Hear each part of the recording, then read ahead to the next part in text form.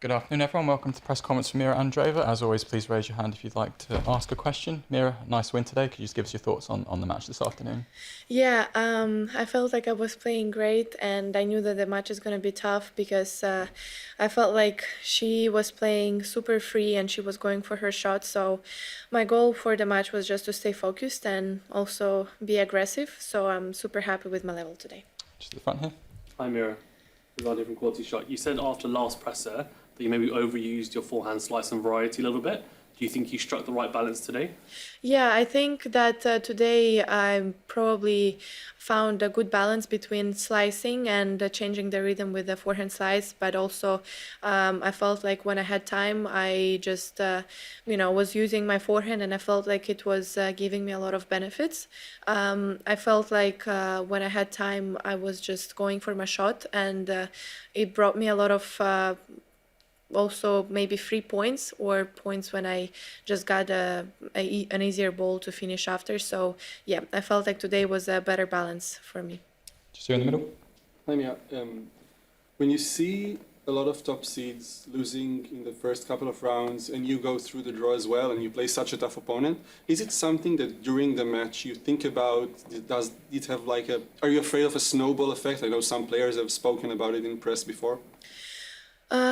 I feel like obviously it's not really nice to see a lot of top players lose in first and second rounds, but it's tennis. Sometimes it can happen, and there's nothing you can do about it.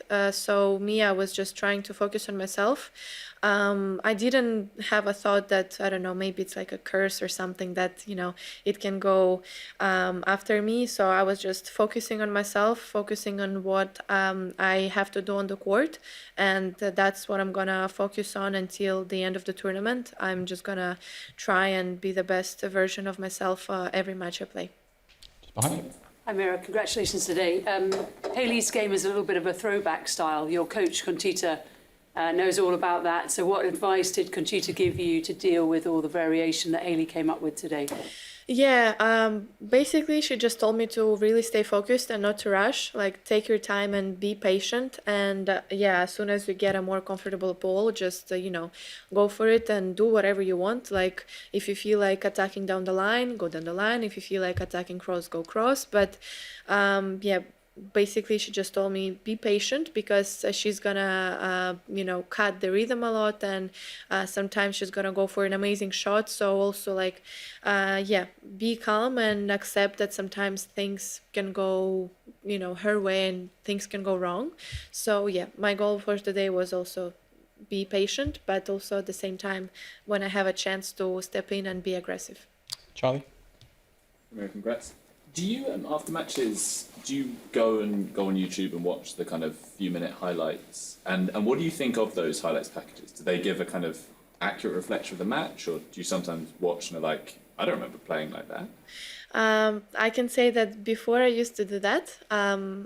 Before like every match I won, I used to go on YouTube and search for some highlights to kind of, see how nice I played today and kind of, remember what was I going through during the match. But lately I can say that I stopped doing it because I felt like, well, I don't see the reason why would I watch the highlights of the match. I just sometimes it's good to see how you played when you lost the match, so you can learn on your mistakes and to see what you did wrong and what you could have done better. But I feel like when you win, you just you played a match, you won. Okay, you talked to your coach, and okay, that's it. You're happy, but then after you still have to focus on your next match. So lately I can say that I don't watch the matches that I win.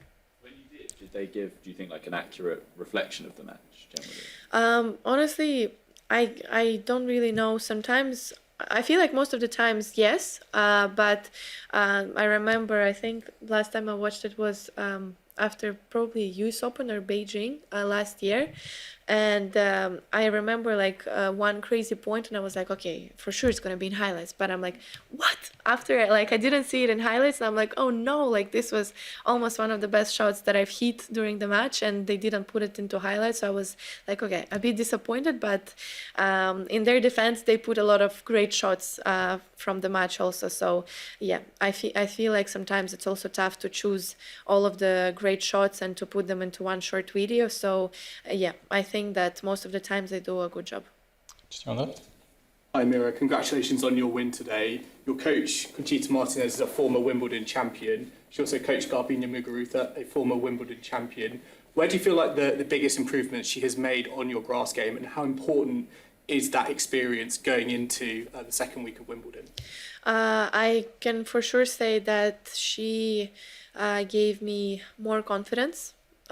Because when I arrived to London after my loss in Bad Hamburg and also after my loss in Berlin, I was like, I don't know, I didn't feel super great and super confident with the way I played. So yeah, we had just a couple of practices, I think maybe 3 days of practices, and we just really focused on, kind of trying to hit a lot of balls and to fix the movement on grass as well. So I think that the first thing she brought back to me is my confidence, and also with step by step I feel like I'm improving my movement on the grass as well, and I also learned how to deal with some tough shots when sometimes, for example, I don't know, a player hits the line and most of the time the ball like doesn't bounce at all, like it just bounces up and it doesn't bounce at you. So yeah, I feel like now I'm also starting to learn how to deal with those tricky shots, and yeah, I feel like with every match I play we kind of do the analyze, and after I feel better and better and more confident in my game. Matt. Hey, well done. How hard is it when you know all these other seeds are losing, to just focus on yourself and not sort of look ahead in the draw and think like, wow, this is a huge opportunity, because, there's a lot of great players who have gone home. Honestly, I don't know for which reason, but I didn't think about this. Maybe now I will because of you.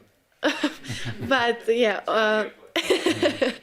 but yeah, I actually didn't really think about it. I was like just focused on just winning matches, because last year I lost in the first round singles and doubles, so I put all my focus on just trying to win more games and more matches, and when I won my first round, my goal was just to go out there and win my second round to kind of improve my game and improve my result from last year, and that's I think that's what I've been putting my focus into, and that's what I'm gonna try to do next, and not to think about anything else. And I can say that so far it's been a bit easier to put my focus into the right place. Willie? We don't know for sure about your next opponent, so I'd like to ask you about the two possibilities separately, starting with Barbora. What are your thoughts about the challenge of facing her, given her history on this surface and in this place?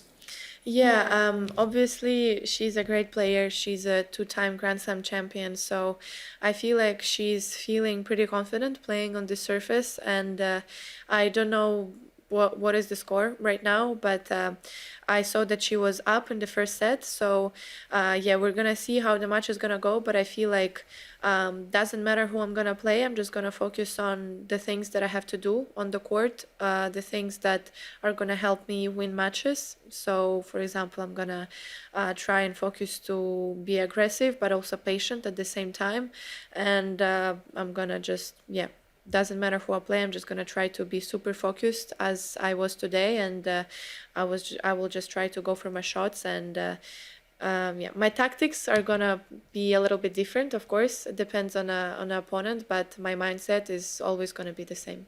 How would you describe Emma?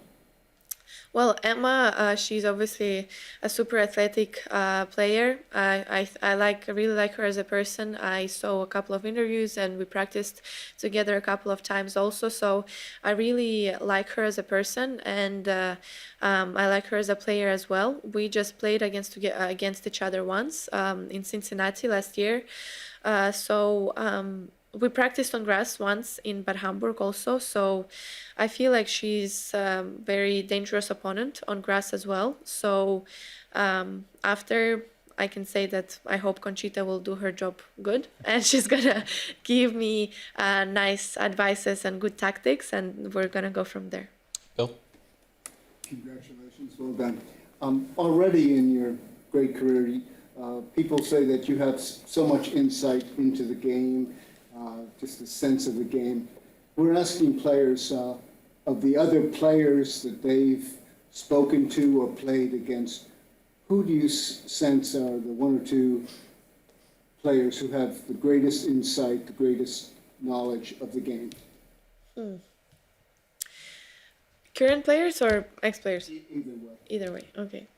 Well, obviously I have to say Roger. I felt like every time I was watching him, I felt like he just knows what to do at every score and every situation that is going on the court. I felt like he was handling the pressure moments, and also he was facing break points, and when he was down on the score, he was like, his face didn't change, never. And I felt like this probably was super hard to play against, because when you see that you're winning and everything is going your way, just that your opponent is like it's like nothing happened, and he's just continuing playing the same way and even raising his level. I felt like this could be like a really, really hard opponent to face. And from current players, I think that obviously Arina, Coco, Iga, like almost all of the top women players, they have the same mentality and the same kind of way to present themselves on court. So I feel like a lot of top players, they have that now, and that's why it's tough to beat them. So yeah, I feel like every time I play one player out of, I don't know, top 10 or top 20, it's getting harder, obviously, because their mindset is also a little bit different. So we've got time for a couple more. We'll go to the back on the right first. Congratulations. I would like to know, what do you think of the factors that separates the first three from the next five to maintain the status 1, 2, 3? What is the factor which is more complicated to manage to be in the top three? Well, I wouldn't know, because I'm not top three yet, so I cannot share my experience. But what I think is probably that they maybe have more confidence in their game, and probably they're also I don't know if they're approaching everything more serious, or if they have a different mindset when they approach a practice and a match. I feel like they're always they only have one mindset, like to go out there and fight. Doesn't matter if it's a practice or it's a match, or if it's a match, doesn't matter who they play against. And I feel like that's what makes them, one of the best players in the world. That doesn't matter what's happening or who they play against. They have only one goal, is, doesn't matter what's happening. Every next point that I'm gonna play, I'm gonna fight, and you're not gonna get the point, just like this. You're gonna have to really win it. So I think that maybe this could be the case, but I don't know. Last one, Molly. Hi Mirra, great win today. I know you've got a busy schedule when you're here on the court, but I wonder, off the court, what do you do at Wimbledon to kind of keep your mind off the tennis? Is there anything specific that you do off the court in your downtime? Well, when I come back from the courts and we're living in apartments, I really like the place that we live in. We have like a nice park around. So I think 2 days ago, me and my mama went to the supermarket. We had a little walk. It was like 15 or 20 minutes walk one side. So we had a nice walk, nice chat. Just the weather was great. So when I have some free time, I like to walk and talk. But if I'm at home, I currently read a book that, I just cannot stop reading for some reason. It's just so super interesting that, every second that I have free, I just, open my pocketbook and I start to read. So that's what I'm doing. I don't even watch any TV series right now, which is a bit surprising for me. But yeah, the only thing that I'm doing is I'm reading a book. What book is it? I don't know how to translate it in English, but basically it's just about it's like fantasy, about the other world with kind of mixed with all of the creatures, and they just tell about their life, and then they have a war, and then how they win, and then all of that. So it's like fantasy book that my cousin recommended, and maybe it's a little bit silly, maybe it's a little bit, I don't know, not for my age, but I like it. What's the title? I have no idea how to translate it. How would you call it? Maybe the weapon of death, I would say, probably. This sounds silly. Okay, sorry. Well, maybe that's how you're going to translate it. I have no idea. Okay, thank you everybody. Thank you. You.